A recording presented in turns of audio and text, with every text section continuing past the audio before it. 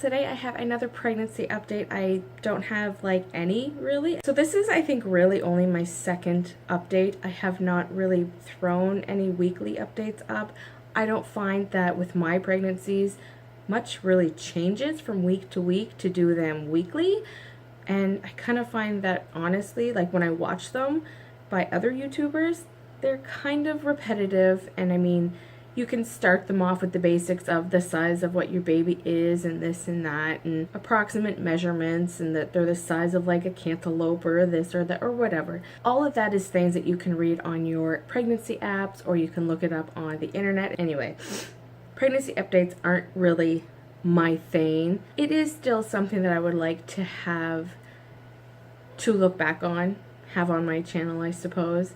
I am 34 weeks and 1 day today. Today is August 28th, I believe. It is a Monday. I don't know if this is going to be uploaded today or tomorrow or way later in the week, but that's what I am right now as I film this. And I'd say not super much has changed. I'm down to having my appointments every 2 weeks, and it's been that way for about a month now.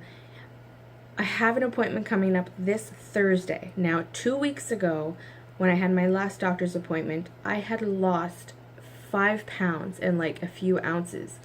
That kind of startled me a bit. I didn't really feel any different that I had lost any weight, so when I seen it, I was definitely thrown back a bit and didn't understand why at first.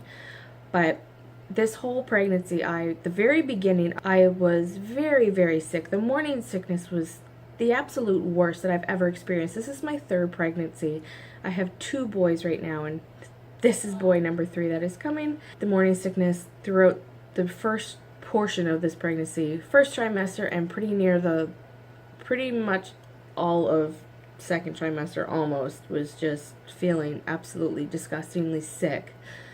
And my weight, I wasn't really gaining so much weight. Like every time I went to my appointments, it would either stay the same, I'd lose a pound to 2 pounds, then it would be up a pound, something like that. So when I went to my appointment 2 weeks ago and I seen like a 5 pound and a few ounce weight loss, I didn't understand what was going on. I have been feeling fine. I've been eating more than I could before, but it is because of the gestational diabetes. I asked my doctor about it and she said, don't complain, which I thought at first was, well, I'm not complaining, I'm just inquiring because I'm worried.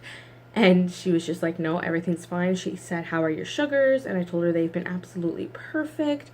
And she said, well, that's basically why you've been losing the weight, because I am eating what I should on top of getting in the exercise that is also recommended to help you balance out your sugars. So there's that. So there was the weight thing, but she's not worried. Everything's fine. Baby's growing great. And then other than that, the only other difference in my body that I have felt lately are, I guess, like Braxton Hicks, I suppose.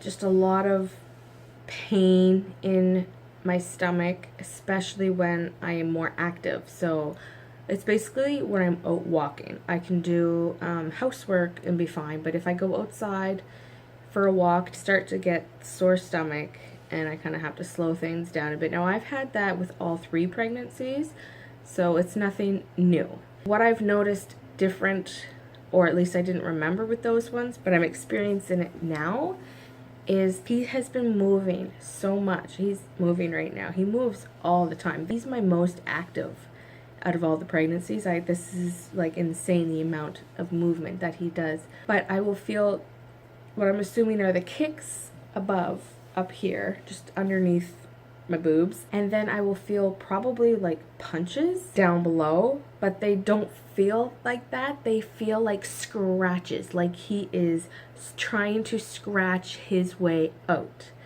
It hurts so bad, and to the point where when it happens, I have doubled over in pain. I have stopped what I've been doing and had to like let out some kind of a noise because it just hurts so much. I don't know what that is. I don't know if it is just him bumping his hands down below, or if something is stretching more and happening. Now, I've had C-sections for both of my pregnancies. This pregnancy is also going to end in a C-section. I'll give a little background for a reason for that.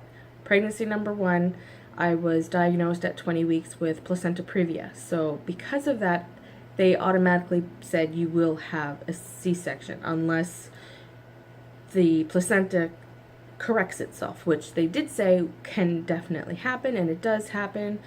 And as I got further along in my pregnancy, sure enough, that's what happened. It corrected itself, it moved out of the way of the cervix, and I was then able to have, or would have been able to have, a normal childbirth. So with the first pregnancy, I did experience my water breaking. I did experience a few hours of labor. A few hours after my water had broken, I had started to basically feel super sick, and I ended up having a fever, and it was causing strain on the baby, and the baby as well ended up having a fever. So because of that situation, I still ended up having to have a emergency C-section. That sucked. So basically, because of having a previous C-section, I opted to go ahead and have another C-section with my second, because once you have one C-section, you are basically going to keep having them. I know from watching YouTubers on here that there are women and there are doctors who do VBACs, which are vaginal births after a C-section. Now, that was never anything that was even brought up between me and my doctor. It was never an option given to me. It was nothing that I even brought to their attention and wanted to talk about. I have heard horror stories about that. There are plenty of things that can go wrong, but there are some women that have successful VBACs, and that's great. It wasn't even a question for me. I didn't want to risk anything. I didn't want to go down that road. So number 2 was also a C-section, and that's the same for this third one. It isn't anything that I want to even try to experience. I don't want to risk anything happening to me or the baby, so we're gonna go with a C-section this time too. So because I am scheduled to have a C-section, the pains that I've been having down there are kind of worrying me, and I'm not sure if that's like early labor starting or not. It is in the groin area and on like the inside upper of my thighs. It's just a completely sore feeling. And when you get up to walk, you're like, you can't walk straight and comfortably. It's just such a heavy, sore feeling. Like, that's the only way I can describe it. And then this morning when I woke up, I just kind of had like pain, like stingy pain down there. And probably like around the cervix area, like sore, crampy, stingy kind of pain, which is still kind of freaking me out because I'm thinking, oh my God, like, am I going to go into labor? Like, am I going to have to get to the hospital? We don't have a running vehicle right now. Our car bit the dust there a couple days ago. So until we hopefully get that fixed or work that out, that would suck. I don't know how I'm going to get to the hospital, other than obviously the ambulance, but nobody wants to spend the money on an ambulance. Just saying. So anyway, I sneezed this morning, and a sneeze made it like worse. Like, it sent a shooting, stinging pain through like the cervix-ish area. I never experienced that before, and it kind of had me a little scared. Baby's been moving around fine. I've been feeling fine for the rest of the morning. I still kind of have that heavy, sore feeling down around the groin, inner thigh area. I don't know what it is. Pretty sure I remember reading that it was probably nothing, and that it is just my body naturally getting ready for what it thinks would be a natural childbirth. Other than that, I mean, there really isn't much more to update. I mean, I've been fine. The exhaustion and the tiredness has actually kind of left, and the past few weeks I've actually been feeling pretty good. I've been able to stay up a bit later. I'm not completely exhausted during the day where I need to nap. So, I mean, I'm sure that might change as I get further along towards the end. I'm not sure.